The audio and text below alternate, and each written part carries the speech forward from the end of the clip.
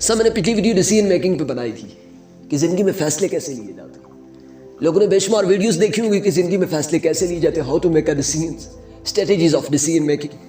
سب کچھ سمجھنے کے بعد, ورک شاپس کرنے کے بعد سر ہم پھر بھی نہ سمجھ پائے کہ how to make a decision کہ فیصلہ کیسے لیا جاتا ہے. سنیں ڈیسیژن کی تعریف کیا ہے.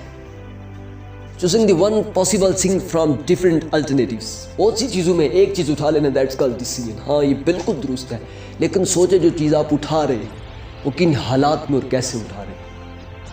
جو بندہ فیصلہ کرنے سے پہلے سوچتا ہے نا تحمل مزاجی کے ساتھ, صبر کے ساتھ کہ آنے والے وقت میں جو فیصلہ کر رہا ہوں وہ میرے مستقبل پر کس طرح اثر انداز ہوگا, وہ میری ذات پر کیسے امپیکٹ کرے گا, کیسے افیکٹ کرے گا. سر اسی کے پاس ہی ڈیسیژن میکنگ کی ساری اسٹریٹجیز موجود ہوتی ہیں.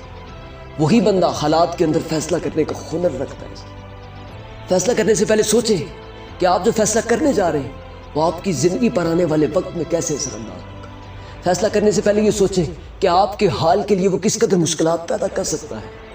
فیصلہ کرنے سے یہ پہلے سوچیں کہ وہ آپ کے ماضی پر, آپ کے گزرے ہوئے کردار پر کس قدر افیکٹ کر سکتا ہے, آپ کے آنے والے مستقبل کو کس طرح ٹھیک اور کس طرح تباہ کر سکتا ہے. یہ سوچیں فیصلہ کرنے سے, پھر جا کے ڈیسیژن میں.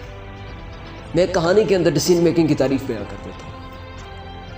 ایک باپ اپنے بیٹے سے سیب مانگتا ہے. بیٹے کے ہاتھ میں 2 سیب ہوتے ہیں. باپ جب سیب مانگتا ہے نا تو بیٹا فوراً سب سے پہلے ایک سیب کو چکی کاٹتا ہے اور پھر فوراً دینے سے پہلے دوسرے سیب کو بھی چکی کر کے کاٹ لیتا ہے. باپ جب بچے کا یہ رویہ دیکھتا ہے نا تو وہ انتہائی ناراضگی کے ساتھ منہ پھیر کر چلا جاتا ہے.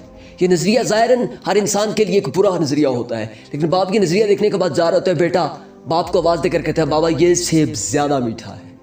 باپ کو پتہ نہیں تھا کہ بیٹا مجھ سے محبت کے انداز میں یہ بتانا چاہ رہا تھا کہ ابو کو میٹھا سیب دوں. سر ہم سوچنے سے پہلے فیصلہ کر لیتے, اس لیے نقصان اٹھا لیتے.